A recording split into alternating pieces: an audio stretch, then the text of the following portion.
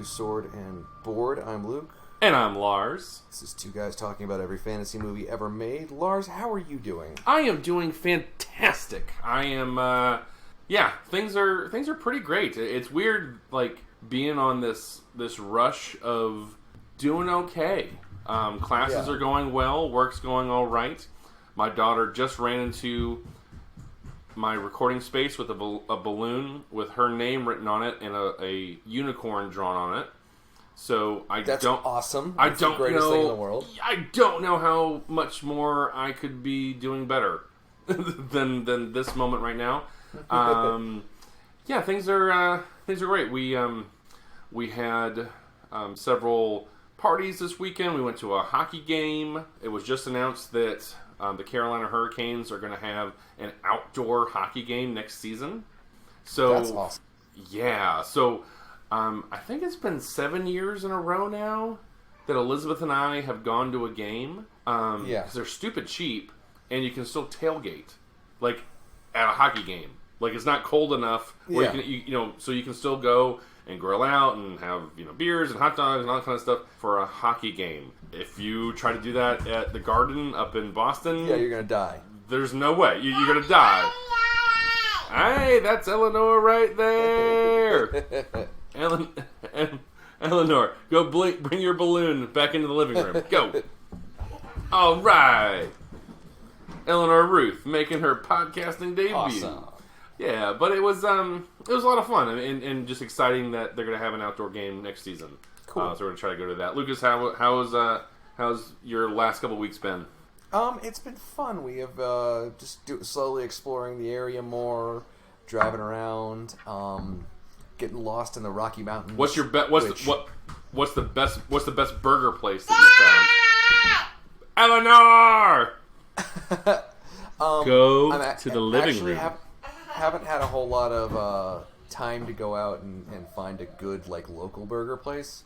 But what? I haven't had a whole lot of time just based on going to work and other things. But I can walk to a smash burger. They have smash burger. All right. It's Do they have elevation burger out there too? I think so. There's been a couple that we've marked on our list of we flagged that on the mini map as a side quest.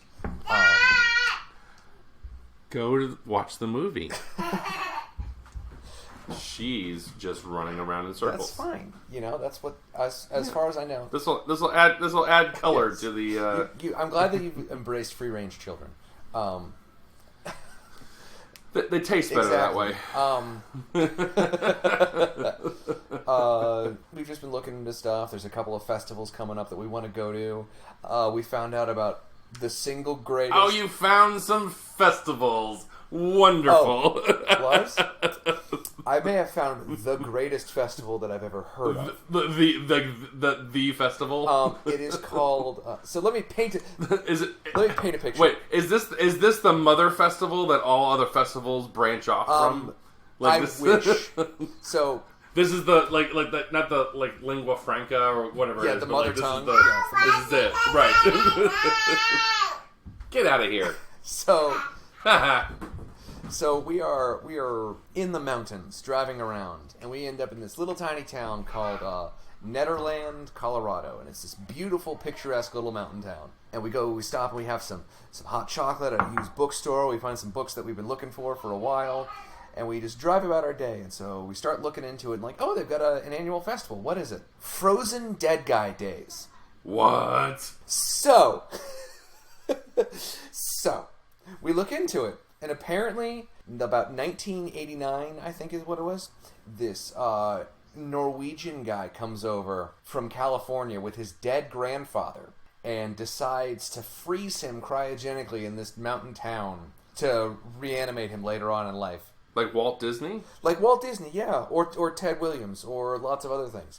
So apparently it turned into this whole deal. He's still frozen in a Tuffshed somewhere in the town. Do they know where? Yeah, I think they do. Because they've made 2 movies about it, called one, Grandpa's Frozen in a Tuffshed, and then a sequel about 10 years ago, Grandpa's Still Frozen in a Tuffshed. Because obviously the story of Grandpa's Frozen in a Tuffshed, it left a lot unsaid. right? Exactly. That there were still threads to pull on that sweater. There were still things that you could explore. So they had. Oh god! I've already asked off. Of all the movies that have like unwarranted late sequel or threequel, Godfather 1 and 2 comes out, and then Godfather 3 comes out 20 years later. Should never have been Grandpa's Godfather 3. Frozen, Godfather, or yeah, you're right. Another discussion. Grandpa's Frozen in a what kind of shed? Tuffshed. Tuff. Grandpa's Frozen in a Tuffshed 3. The Reckoning needs to happen now. So this festival. I'm sorry. That's amazing. That's amazing. Wait. What's your Grandfather's Frozen in a Tuffshed 3? What's your subtitle? I'm gonna base it off of an actual event that happens in this. It's gonna be one of two things. It's Grandpa's Frozen in a Tuffshed Part 3, the Coffin Races, or.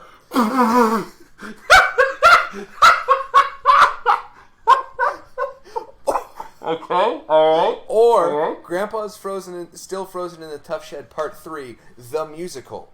Because both of these happened during Frozen Dead Guy days. Oh, that's amazing. Yeah, we're so excited for this. Because the coffin races, you and a team of 7 people, it looks like you have to build your own coffin. And then you throw one of your people in the coffin and you race in an obstacle course.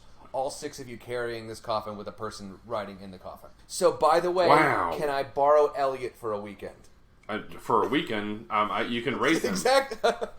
I'm going to put him in the coffin because I need someone small and technically human. He fits both of those criteria. And then we just have to worry about building the coffin. We're good. And so Dad. Yes. I don't know if you remember this. Built a wooden boat in a weekend. I remember. And he dragged us to it. I remember. We went across the lake in New Orleans, and he 3 of his engineering BIW buddies, guys, they were going to build engineering buddies. They're going to build a wooden boat in a day and then race it the next day. Or something like that. I would much rather be dragged to the Frozen Dead Guy Festival as a child. Yes. Even though that is nightmare fuel. That is good old fashioned, well, enjoy these. You are not going to sleep for weeks. Ha ha ha. I would much rather go to that than that wooden boat building festival. I am so excited to see the merch for this thing. God, that's amazing. Yeah. Colorado, man. They got that shit figured out. And as we're driving back from Nederland, we missed 3 turns because Victoria's telling me what's going on in this town. And it's what? Shit, we missed the turn again. Because this kept getting more and more absurd. North Carolina has barbecue festivals. There's a pickle festival, which, I'm saying things that I enjoy. I enjoy barbecue. I enjoy pickles. We passed a There's a liver mush festival. When we were driving to Nederland, we found Nederland out in the middle of nowhere. We passed Pickle Gulch. We didn't get a chance to go down. You should go check that out. We're going to Pickle Gulch eventually. You should go down. Yeah, you should go to Pickle Gulch. There are festivals that are lots of fun that we've gone to. There's folk festivals here in town. Like I said, there's barbecue Arts festivals, and crafts, lots of food related festivals. The first 6 episodes all great, but a Frozen Dead Guy festival, that's really embracing something very specific about that town. I'll get you a t-shirt. I think that. You don't need to give me a t-shirt. You need to get a ticket because when we come out there, it will be for Frozen Dead Guy Festival. Good to know. And then holy cow! Yeah. Yikes! I told a friend of mine about this the other day. He's when we found it, Frozen Dead Guy Days. Is that where the Donner Party died? No, it's so much better. Yeah, this is a lot better. Wow, because Donner Party is just sad. Donner Party is it's alive. Mm-hmm. That move, it's a moral and ethical and religious choice to like how do I survive all this, and like, you know, I'm gonna make this horrible choice, I'm gonna do this, and it's just agonizing. This is just, yeah, some dude's frozen somewhere, let's celebrate him. He's still frozen, apparently still frozen in dry ice. He's still frozen in a Tuffshed. So you know, coffin races.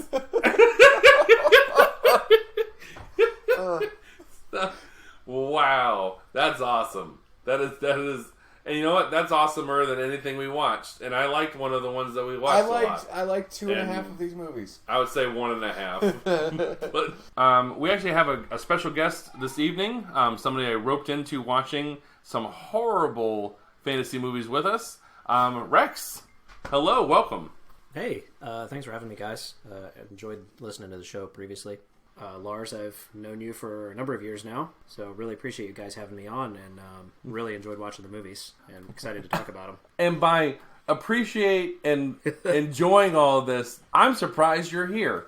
The first one was Cast a Deadly Spell, and I was questioning what I committed to at that point. Yeah, and that wasn't even the worst one that we watched. We're going to start with the best one. And the best one we watched was the one I picked, Brave. The Pixar movie, the second animated movie we've done. 2.5 if you consider Beowulf. Oh no, that's totally animated. Yeah. So this is the third one. So we primarily looked at live action, but you know, here's an animated movie. It's a Pixar movie. It's one that I didn't see in theaters. There's a while where I saw the Pixar movies in theaters, and this was one that just skipped me. I saw it. It's a good movie.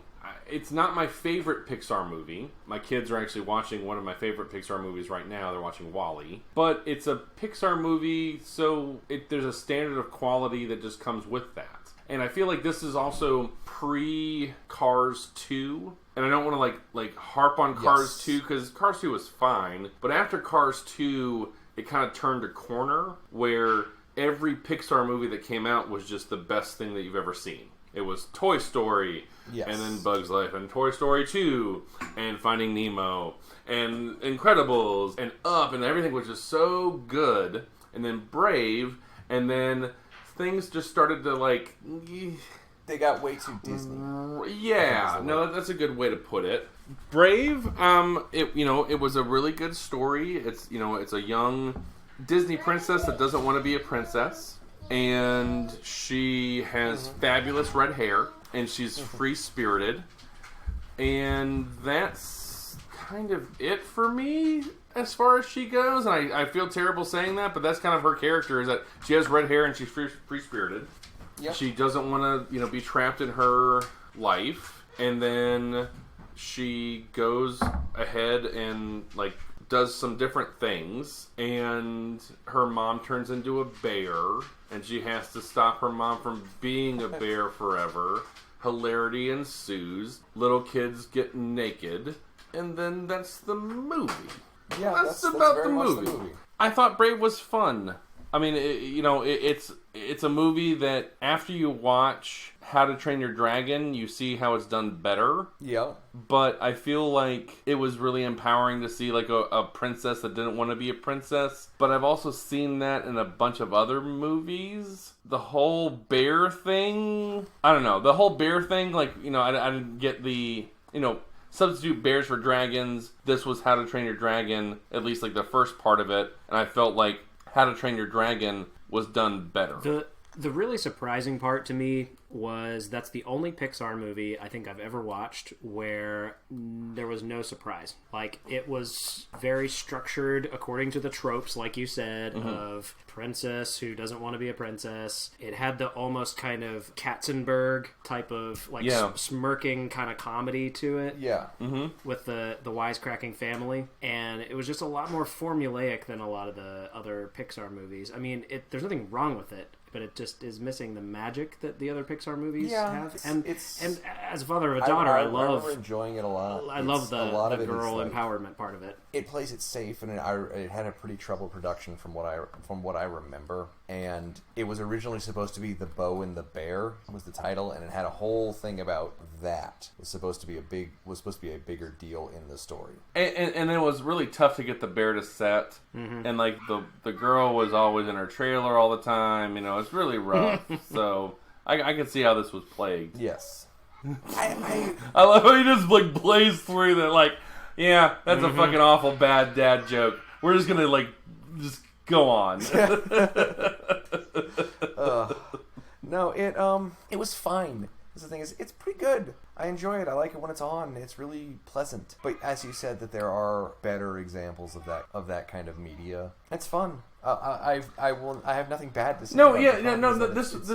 It's good.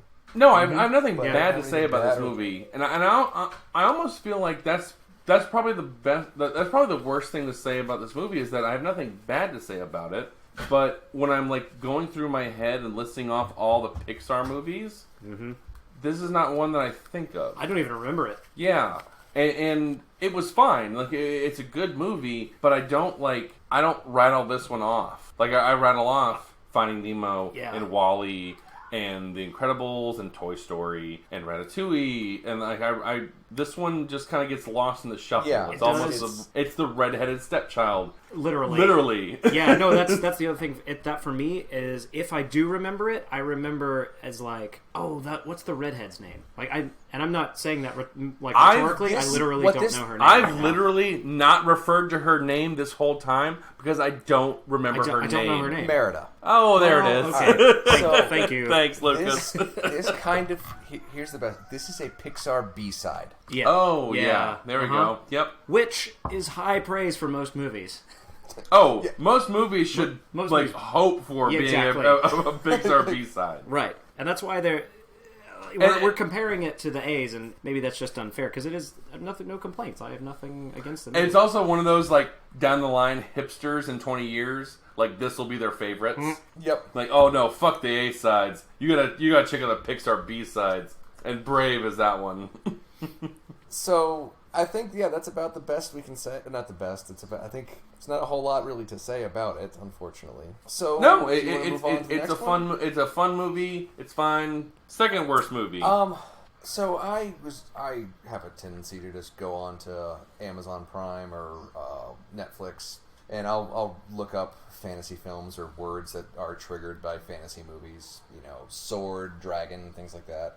And I was on one of my a website that I frequent, TV Tropes, and just looked up fantasy movies, and they mentioned Cast a Deadly Spell, and I'm like, okay, well, what is this? And it seemed exactly up my alley, and started looking into it more and more. I'm like, I really need to watch this, because this is exactly what we talk about a lot. And it's a 1991 HBO television made-for-TV movie. So this is right up your alley. Yeah, this is very much up my alley. I like postmodern kind of the blending of genres, kind of like Orc Wars, Dragonfire, the Cowboys versus Orcs, or like this is kind of in the vein of Bright, where you have the it's kind of like Bright in the same way of. It's a fantasy hard-boiled detective movie. Absolutely. And they got the hard-boiled stuff down awesome. Like this is Nero Wolfe. This is the Singing Detective. This any sort of postmodern attempt to do like a a noir kind of thing, like a Raymond Chandler kind of thing. They nailed that to a T. They got that half absolutely on point. Yeah. Where it failed for me, was the fantasy aspect. It's a very high concept movie. Tell us A to B plot. Hard-boiled detective in alternate universe 1948, where magic exists. He is the only person in town who does not use magic, and he needs to find a book for a rich British dude. I kind of love this. That doesn't mean I thought it was good, but I kind of loved this because. So one of my favorite shows of the past 15 years has been this show called Steven Universe. It's about a kid who lives with these 3 immortal warriors, and they have been on the planet since forever. the world's the same, but there are changes to the world that have happened. And you can see them, like, just certain things. It's not New York City, it's Empire City. It's not New Jersey, it's just Jersey. Hollywood is in Kansas. There's a bunch of little tiny changes to the world. Mm-hmm. So the closest thing that I can think of to this movie is Bright. Yeah, it feels a lot like Bright. Yeah, Bright's Lars and I talked a lot about good. that. Bright doesn't seem to realize that it's asking a lot to say that the world's the same, even though they have been there for 1,000 years. That magic and orcs and elves have been there for 1,000 years, and the world's the same. So in Cast a Deadly Spell, to get around this, magic has only been widely available or back in popular consciousness or usable for less than 30 years. Because there's an offhand comment about the time between World War I and World War II. So the world's the same, but magic has just become a thing. And I really appreciated that. And I really appreciated the crazy puppetry in it. The puppets are fantastic. Oh, yeah. I don't know how they got them to look that good, but I was blown away. Like, this is a made-for-TV movie. How did your puppets look this good? Well, it's not TV, it's HBO. Oh. We talked about this in your intro that it got the noir part down. Oh yeah, perfect. This was take away the magic part of it. This was a wonderful just another noir 40s Raymond Chandler. They did that great. The fact that it just hinted at the magic stuff was so frustrating. Yeah, because it never went whole hog with it. Exactly. And I like that. Yes. Mm-hmm. Yeah. If it went whole hog, this would have been one of the greatest movies ever. Because they got the tone right. They got the detective right. Like Fred Ward as a grizzled, Sam Spade-esque detective was perfect. I'd mark out for Fred Ward in basically everything he does, and I don't know why specifically. But whenever he's in something, I'm there for it. Well, yeah, because he's in Tremors, and he was great in Tremors, and he's great in The Right Stuff. Oh, fantastic! Yeah, yeah. As Gus Grissom, absolutely. So they nailed all of that, but it didn't go far enough with the magic. The thing for me with the magic was that it's like you could use this as a class on how not to world build, because they took all the ingredients of world building, but they didn't know why you use any of them, and they just sort of shook them up in a bag and dumped them out, and it's why is it raining blood? I don't know. What it's a magic thing. That's what happens. Exactly. There's magic. Why does this rich British dude have a history of magic when it's only been around for a while? Right. Yes. Also a good question. Right. Well, and I almost thought I liked your point, Lucas, that magic was a new thing. I like that magic just opened up. So it's almost it's like Evil Dead, where the Necronomicon was read and it was just opened. And this movie posits that we didn't put them back in the book. All the magic was still released. But we never saw that moment where the magic was opened up and, strewn about on the world.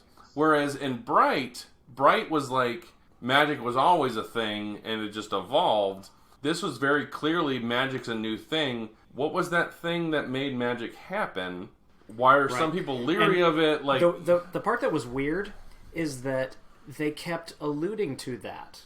Yes. If they had just said, yeah, magic's a thing, it's new, moving on, then that would be more okay. But they made 20 or 30 references to stuff without explaining it. So you just keep being what? You used to be able to kill someone normally. What I want to know is, with all of the gritty reboots we get all the time, with all of the rehash of old things, why hasn't this gotten some kind of HBO series? Because it's their IP. Why? That's a fantastic question. Where is this 12-episode miniseries that captures popular consciousness? Right. There's got to be a dozen directors or showrunners that could take it and run with it. Exactly. I don't know. I appreciated that it felt about 20 years ahead of its time, but at the same time, it also felt like it never knew what it wanted to be. Yeah, one of the other parts that really jumped out to me in that way, like you said, about not knowing what it wanted, is the book was a MacGuffin for the first 2/3 to 3/4 of the movie. We had no idea what it was or why it was. It was just a MacGuffin until at the end it was like, oh crap, it's not a big deal. It actually really matters. Right. Right. The only reason we know I feel like you only know it's evil because David Warner is obviously evil. Right. Well, and I think, Lucas, this almost suffers from the same sort of thing that Last Airbender suffered from, was that I was disappointed more that this movie ruined a concept. Mm-hmm. Like, it didn't do enough with this concept, so we didn't see this again until Bright. And Bright still had its problems, but at least it kind of went a little bit further. But this is such a cool idea, it ruined it. Mm-hmm. Like it didn't do enough with this idea. Again, it got half of the equation right. It got the noir part right. If you're going to set a noir in a fantasy world, it just wasn't enough for me to buy that. And I liked it, but it was just, I wanted so much more from it. Does that make sense? Yeah, no, I agree. And there's some really, really good bits in it, like the friggin' soup demon. Yes, absolutely. Yeah. And it just goes hard right in the middle of it, and then kind of ratchets it back. Yeah. And I really loved a legitimately sympathetic, heartfelt portrayal of a gay character at that point in time. Super progressive. Really nice. Yes, absolutely. It wasn't a comic relief or anything. It was just a legitimately sympathetic character. Yeah, which was really great. I mean, it's I can see how this was an HBO movie because of something like that. But then they could take chances on things. I just wish that, well, hell, it's HBO. Let's let this fucking thing ride. Let's open this thing up. Let's see where we can go with this. Yeah, the part they seemed to be missing was a producer on set going, guys, this doesn't make any fucking sense. Right. Right. Yeah. There needed to be one other person that this is a movie, right? Just go a little bit more. Right. Exactly. Not the worst thing I've seen, but honestly, this was probably one of the more disappointing I've seen. Agreed. Because I think it could have been so much better. I will say this. I'd watch it again. Oh, absolutely. Yep. Yeah. Oh, yeah. No, this was not a bad movie. It was just, it could have been so much better. Totally agree. And I think that's what sours it for me a little bit, is that, just with a little bit more oomph, it could have been better. Mm-hmm. There's no amount of oomph that could help Rex's movie. Yes. Speaking of things I would watch again, that one is not. Yeah. So, yeah, Rex, I invited you on as hey, I'm going to watch a movie with my brother. We're going to watch some movies. Yep. How about you go pick one out? And you picked one out. I did pick one out. So go ahead and tell folks what you picked out. So I picked out The Wizards of the Lost Kingdom. And I am going to try to describe the plot, but this is going to be very broad strokes, and I'm going to leave out a lot because I didn't understand it. Yeah. So at a high level, I think what happened is there was a good ruler of a kingdom in which there is magic, and he has a son and a daughter, and a bad guy tries to usurp, and in the process of the coup, the good ruler teleports his son to ? And I'm going to come back to that. And then basically the entire movie is the son on a journey of adventures back to fight the usurper and restore good rule to his dad's kingdom. That's a rough. So I took notes. Oh, I have a lot of notes. Yeah, you're right there. It's just, this was the strangest thing I have seen in a while, because it was an indirect sequel to Deathstalker. Which, okay, right there, bang. Actually, gong, because this movie starts with a gong. And I didn't do that on purpose. Thank you. Good. There are clips from Deathstalker. And I know that Roger Corman is, an efficient movie maker. So, but he uses clips from Deathstalker. Well, so here's the reason for that. So I did some research on this movie after I was completely confounded. Yeah. You're on a list now. Yeah. So the reason for the reused footage is because after production, shooting was complete, they had 58 minutes of usable footage. Emphasis on the word usable. And so the movie is an hour and 18 minutes long. Yeah, so it's a 20-minute prologue of stock footage. So they had to fill in 20 minutes with stuff from other things. What I want to know is, was this the first attempt to do a Deathstalker cinematic universe? Yes, this is the MCU of Deathstalker.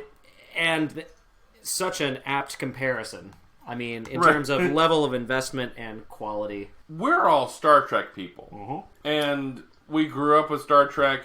Rex, I know that you grew up with Star Trek as well. The music sounds a lot like Krull. Yeah. Which sounds a lot like Wrath of Khan. Yep. Which sounds a lot like Battle Beyond the Stars. Which is this. Yeah, this is literally the soundtrack from Battle Beyond the Stars. Yeah. Yep. I love that. I can't describe it vocally, but there are musical cues and notes and themes that where's Spock dying?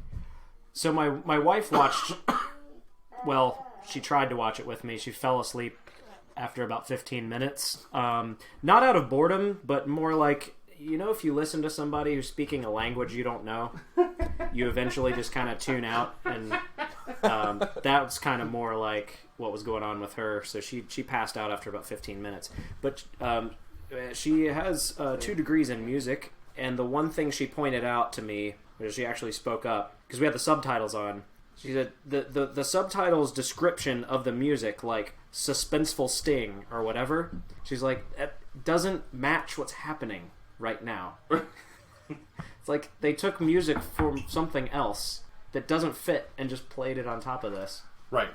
And that is literally what happened. Yeah. I mean, and I understand how, like, James Horner, maybe it's like a first draft of something and, like, you reuse it, but there's literally, like, musical, like, it's like violin. Yep. Like, it's not chords, like, or scales. Maybe it's violin scales, like, da-da-da, da-da-da, da-da-da, da-da-da.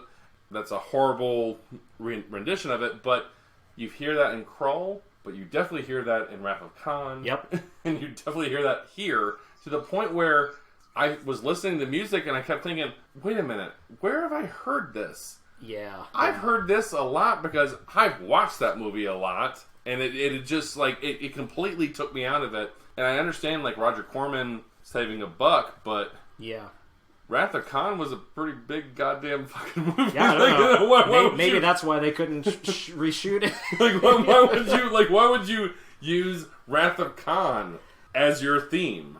So, before we get too much further, because this is something that happened in the first minute of the movie, so I don't know, I'm assuming you guys noticed, it's really hard not to. The dialogue in this movie is looped. Yeah. And it is looped so badly that it is almost unwatchable. Yeah. Did you catch that too, Lucas? Yeah, no, the dialogue's terrible, and it's got terrible ADR. Awful. Yep. The one that I just felt physically ill watching, it was the princess. Oh, because, God. like, the audio of her looped dialogue it popped. It was really crisp. She was really enunciating and emoting. You could tell the actress in the scene is mumbling her lines. Oh, yeah, she's a mushmouth. Yeah. Yeah. But they were all that way. Like, every single scene, every single actor, with the exception of Bo Svensson, was unwatchably Bo Svensson, is he the Deathstalker? Like, he's substitute? He's the which drum I soldier. actually dubbed him as Injury Follower, because he's not Deathstalker. Like, he's not up to the level of Deathstalker. He is Injury Follower. Like, he is just this lame-ass... He's lame. He's he's not even a cool alcoholic. He's a sad alcoholic. He's a sad, depressing... He's basically Otis, or Odie from, like, Andy Griffith, with a sword. Yeah. It really is just, like, this whole movie was just sad. I almost feel like Roger Corman got to the end of, like, his contract. I'm going to make 10 movies in Argentina. Yeah. I've made 9. We got like 50K left. We've got 50K left, and at least like 20 minutes of another movie's and real. A lot of little people. Oh, you see that a lot. That's not something that like at this point, pointlessly. I've even like whatever. Like the thing is, pointlessly. Like most of them, as far as I can tell. Like, there was the one guy who was like a dwarf. Like, you're clearly playing a dwarf. A bunch of them are just like, you just work for the king, but why does he mainly only employ little people? Maybe he's like, equal opportunity. Maybe he's awful, but progressive in some ways. Very stacked on the little people equal opportunity side. To the point where they're slaves. Yeah. These are awful movies. These are awful. So, And it sucks because Roger Corman is an American treasure. It does. Right. He is an American treasure. So confusing. It is confusing. Like, I feel weird about loving Roger Corman and also hating his proclivity to subjugate midgets. Love Roger Corman, hate his body of work. Right. Pretty much. Yeah. Speaking of other reasons to love Roger Corman and hate and feel confused, The Naked Mermaid. Yeah, let's notice that one. No, well, see, that was strange. No reason for that at all. I'm gonna stop you right there, Rex. There's a reason. There's a very clear reason. Compared to the rest of the other Deathstalker movies, this was downright tame.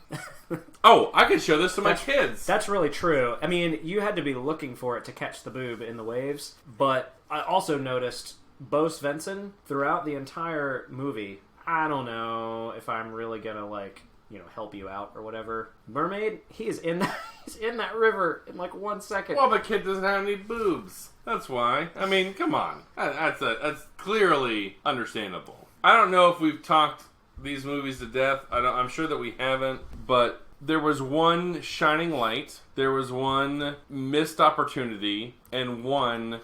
Here's the thing about the movie. Here's the death knell of a bad movie. When it's boring. And I felt like really most of Wizards was just boring. Like, ugh. What else do we have to say about any of these? Rex, do you have anything else? I mean, I've got notes for days. I'm pretty sure Lucas does too. Okay, with Wizards, I wish that they had more of the magic duels, because that was actually interesting and cool and kind of retro. Yeah. And then there was that weird bit that looked like an 80s album cover with the lion bat centaur in space. Oh, yeah. I didn't even understand that. I didn't know what was going on, but it ruled. Yeah, I didn't understand what was happening or how it got there or why it ended.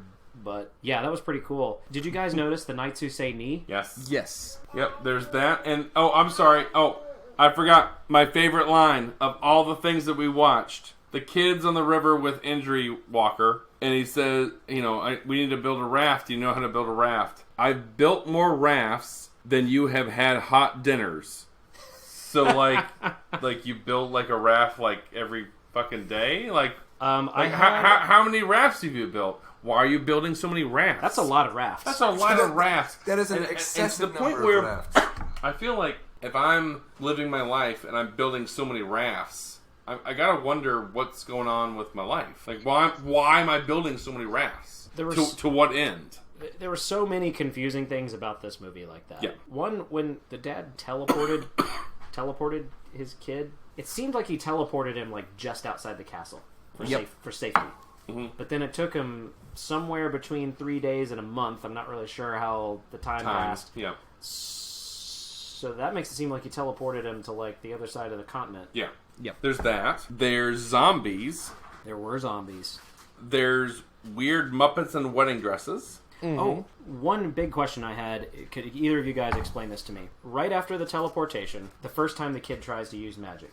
Okay. He's basically like, I can't use magic outside the castle. Right. My magic doesn't work outside the castle. And I don't have the ring, which is the other way I can do magic. Right. He then proceeds to do magic and has no problem doing any magic for the rest of the movie. Right. So, like, what was the ring for? Bad screenwriting. Poorly written movie. Well, okay. I mean, maybe he was just like so good at magic that like he didn't need the ring or the place. Right. Like deep down he was the ring. and the place. Oh, yeah. You're not watching this, but Rex's head just exploded. Yeah. The magic was the friends we made along the way. Right. Exactly. The sort of pedophilia, super creepy, with the guy on the bad guy on the princess. Yeah. That was very uncomfortable. The only actor in the film who seemed to give a damn, kind of like Raul Julia in Street Fighter, like, wow, you are a better actor than this movie deserves. Yeah. He gave a damn, and he gave a damn being a pedophile. He showed up. Which makes me question, like, don't give that guy a van. Like, you're method acting, my friend. I would say that these movies were a mixed bag. Where would we put... Let's start with the best one. Let's start with the best one. Where would we put Brave? Okay, my thing that it is definitely not worse than, it's definitely not worse than the Never-Ending Story. I would put Brave above Never-Ending Story. Yeah. Absolutely. Yep. So after that is Pirates 2. Yep. I think it's better than Pirates 2. Alright, Sorcerer's Apprentice. I think it's better than Sorcerer's Apprentice. Okay, Pirates 3. It's getting harder for me to say better than. Yeah, I think it's probably... I'm having a hard time with Sorcerer's Apprentice. I could see between Sorcerer's Apprentice and Pirates 2. Okay, I think I would agree with that too. Alright, Cast a Deadly Spell. I think it's better than Dragonfire. I don't think it's better than Twilight. I would agree with you there. Dragonfire was the one with like out in the desert with the tank, right? Yeah. That was a fun movie. Mm-hmm. Twilight made sense, and it all had a logical... Mm-hmm. What's below Twilight? Can I ask a question on that, though? Yeah. If it's not obvious, Lars and I are actually literally physically standing next to each other right now. If after we end this recording, we're going to pour some scotch and watch a movie, would you rather watch Cast a Deadly Spell or Twilight? Cast a Deadly Spell. I've watched Twilight. I don't want to watch that again. Okay. All right. Yeah, I would say Cast a Deadly Spell above Twilight, but no higher. Okay. Well, what's above Twilight is Inkheart. Wait, so it's Inkheart blank Twilight? Yes. I watched Cast a Deadly Spell above Inkheart. All right, then the one that's better than Inkheart is A Never-Ending Story. Ooh. Yeah, I put it in between. Yeah. Yeah. Yeah, I put that in between. It's a half a good movie. Okay. So does that make sense? Yeah. Then I'm gonna with Wizards. Can I answer this one for you? What's at the bottom of your list? Oh, my friend, you have not lived until you've seen the bottom of our list. Oh God, it's bad. It is abandon hope, ye who enter here. Here's my thought: the bottom 5 are in order: P-51 Dragonfighter, The Warrior and the Sorceress, Hobbit: Battle of Five Armies, Dwarves of Dragon Mountain, and Lord of the Elves.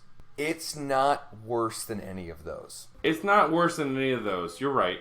Okay, so... But I would say that it's not better than any of those. All right. Do any of those use 20% of their footage recovered from other bad movies? Actually, a surprising amount. Okay, well...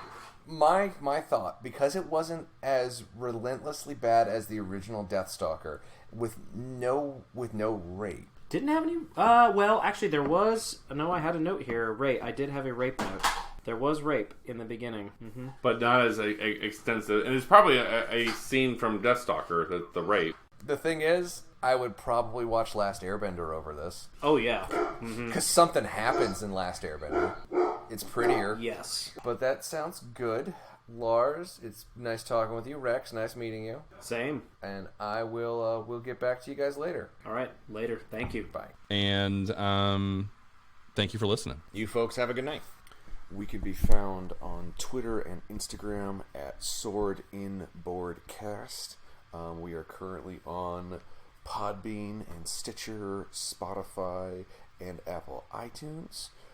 If you have any recommendations, drop us a line at swordandboardcast.gmail.com. Our theme song, Goblin Road Trip, is produced by Ryan Boyd. You can find them at Ryan Boyd on Twitter. And our logo is produced by Wes Forbes.